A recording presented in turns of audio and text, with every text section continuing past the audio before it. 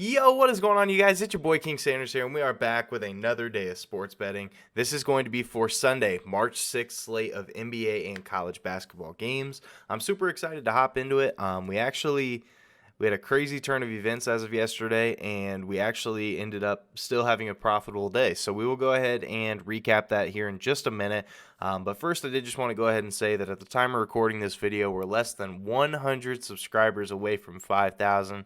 And once we do end up hitting that 5,000 subscriber mark, we will be doing a parlay giveaway for it.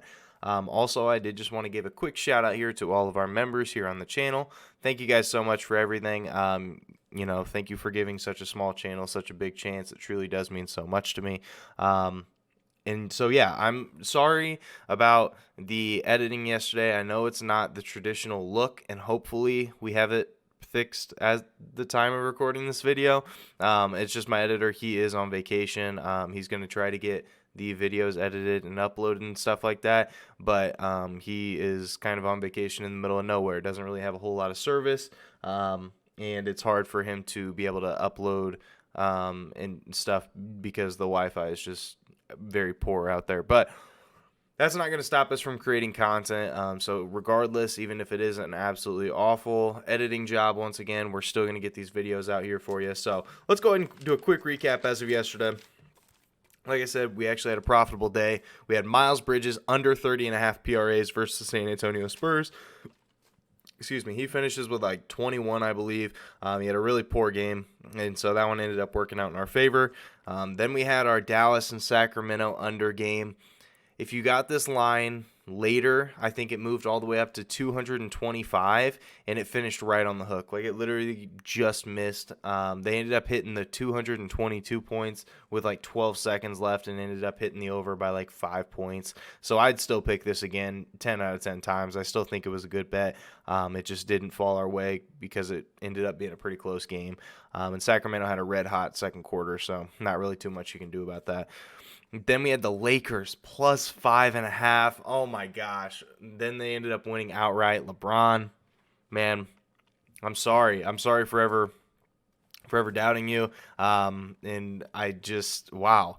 That was an absolutely insane game. They ended up winning outright, ended up winning by like 6 games. LeBron had like a 54.8 rebound, 3 assist game or something crazy like that. He had an absolutely fantastic game. Then we had Northern Iowa -4. That was +4, excuse me. That was an awful game. Absolutely awful. They got boat raced the entire game. So, we ended up, and then we had our added play, which was on my Twitter, and it was in the pinned comment section. We had Jaren Jackson Jr. under 1.5 threes.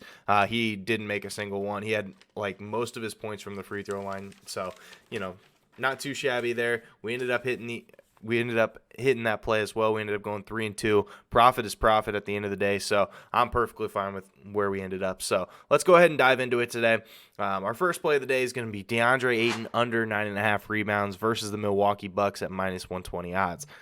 DeAndre Ayton has not been very good at rebounding the basketball as of recently. He has gone under in 6 straight games.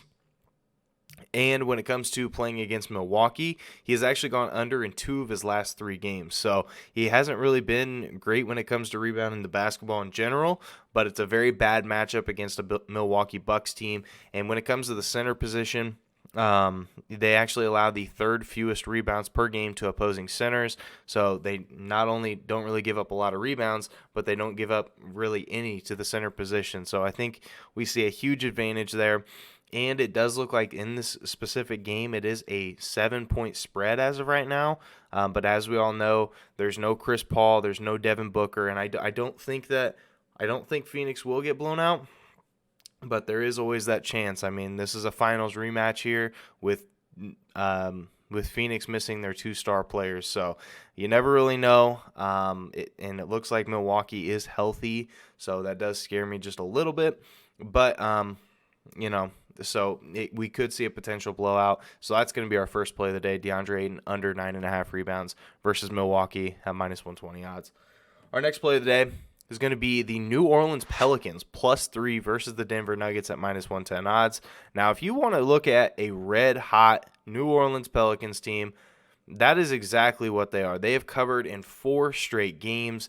I mean, ever since acquiring CJ McCollum, this team has really started to turn things around. They've covered in 4 straight, like I said, and those 4 games that they have covered in, they have been pretty notable wins here. They won by 34 against Utah. They won by 30 against Sacramento. They won by 28 against the Lakers, and they won by 15 against Phoenix. So those are 4 quality wins there, and the fact that they won by so much, I just think that we see a ton of value here for Pelicans versus a Denver team who's kind of up and down. We never really know what side of Denver we're going to be getting, but I do like the Pelicans here.